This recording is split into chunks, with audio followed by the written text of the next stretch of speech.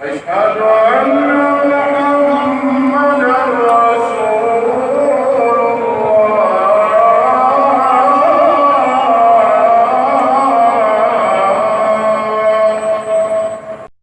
بسم اللہ الرحمن الرحیم۔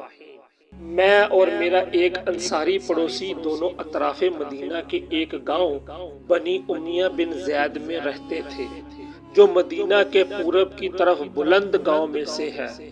ہم دونوں باری باری نبی کریم صلی اللہ علیہ وسلم کی خدمت شریف میں حاضر ہوا کرتے تھے۔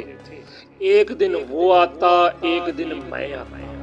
جس دن میں آتا اس دن کی وحی کی اور رسول اللہ صلی اللہ علیہ وسلم کی فرمودہ دیگر باتوں کی اس کو خبر دے دیتا تھا، اور جب وہ آتا تھا تو وہ بھی اسی طرح کرتا۔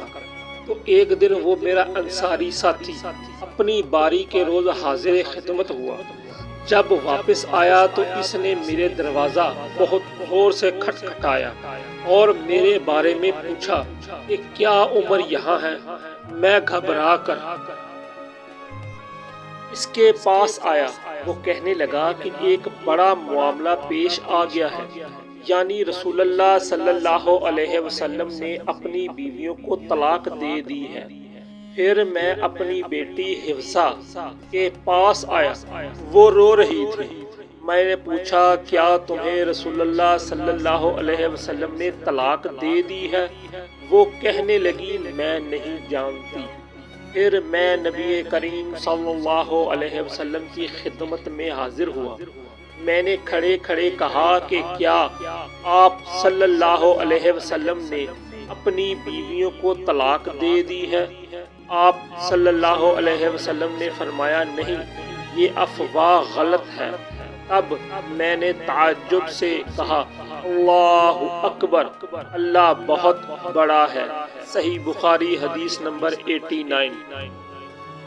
بسم اللہ الرحمن الرحیم۔ ایک شخص خزم بن ابی کعب نے رسول اللہ صلی اللہ علیہ وسلم کی خدمت میں آ کر عرض کیا، یا رسول اللہ، فلاں شخص معاذ بن جبل لمبی نماز پڑھاتے ہیں، اسی لیے میں جماعت کی نماز میں شریک نہیں ہو سکتا، کیونکہ میں دن بھر اونٹ چرانے کی وجہ سے رات کو تھک کر چکنا چور ہو جاتا ہوں۔ میں طویل کی رات سننے کی طاقت نہیں رکھتا۔ ابو مسعود راوی کہتے ہیں کہ اس دن سے زیادہ میں نے کبھی رسول اللہ صلی اللہ علیہ وسلم کو وعظ کے دوران اتنا غضبناک نہیں دیکھا۔ آپ صلی اللہ علیہ وسلم نے فرمایا، اے لوگو، تم ایسی شدت اختیار کر کے لوگوں کو دین سے نفرت دلانے لگے ہو۔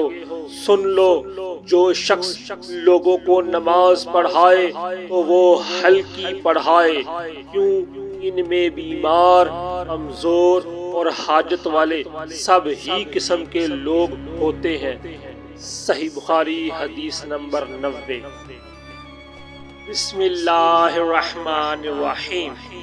ایک شخص عمیر یا بلال نے رسول اللہ صلی اللہ علیہ وسلم سے پڑی ہوئی چیز کے بارے میں دریافت کیا۔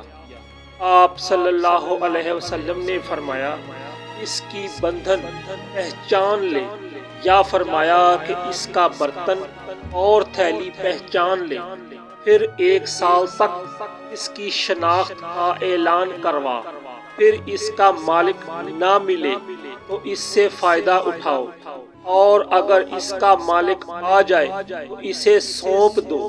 اس نے پوچھا کہ اچھا گمشدہ اونٹ کے بارے میں کیا حکم ہے؟ آپ صلی اللہ علیہ وسلم کو اس قدر غصہ آ گیا کہ رخسار مبارک سرخ ہو گئے، یا راوی نے یہ کہا کہ آپ کا چہرہ مبارک سرخ ہو گیا۔ یہ سن کر آپ صلی اللہ علیہ وسلم نے فرمایا تجھے اونٹ سے کیا واسطہ، اس کے ساتھ خود اس کی مشق ہے اور اس کے پاؤں کے سم ہے، وہ خود پانی پر پہنچے گا اور خود پی لے گا اور خود درخت پر چرے گا، لہٰذا اسے چھوڑ دو یہاں تک کہ اس کا مالک مل جائے۔ اس نے کہا کہ اچھا گمشدہ بکری کے بارے میں کیا ارشاد ہے؟ آپ صلی اللہ علیہ وسلم نے فرمایا وہ تیری ہے یا تیرے بھائی کی، ورنہ بھیڑیے کی غذا ہے۔ صحیح بخاری حدیث نمبر 91۔ بسم اللہ الرحمن الرحیم۔ رسول اللہ صلی اللہ علیہ وسلم سے کچھ ایسی باتیں دریافت کی گئیں کہ آپ صلی اللہ علیہ وسلم کو برا معلوم ہوا، اور جب اس قسم کے سوالات سے آپ صلی اللہ علیہ وسلم پر بہت زیادتی کی گئی تو آپ صلی اللہ علیہ وسلم کو غصہ آ گیا۔ پھر آپ صلی اللہ علیہ وسلم نے لوگوں سے فرمایا اچھا اب مجھ سے جو چاہو پوچھو۔ تو ایک شخص نے دریافت کیا کہ میرا باپ کون ہے؟ آپ صلی اللہ علیہ وسلم نے فرمایا تیرا باپ خزافہ ہے۔ پھر دوسرا آدمی کھڑا ہوا اور اس نے پوچھا کہ یا رسول اللہ میرا باپ کون ہے؟ آپ صلی اللہ علیہ وسلم نے فرمایا کہ تیرا باپ سالم شبیہ کا آزاد کردہ غلام ہے۔ آخر عمر رضی اللہ تعالی عنہ نے آپ صلی اللہ علیہ وسلم کے چہرہ مبارک کا حال دیکھا تو عرض کیا یا رسول اللہ ہم ان باتوں کے دریافت کرنے سے جو آپ کو ناگوار ہوئیں اللہ تعالیٰ سے توبہ کرتے ہیں۔ صحیح بخاری حدیث نمبر 92۔ الصلاۃ والسلام علیک یا سیدی یا رسول اللہ وعلی آلک واصحابک یا حبیب اللہ۔ الصلاۃ والسلام علیک یا رسول اللہ وعلی آلک واصحابک یا خاتم النبیین۔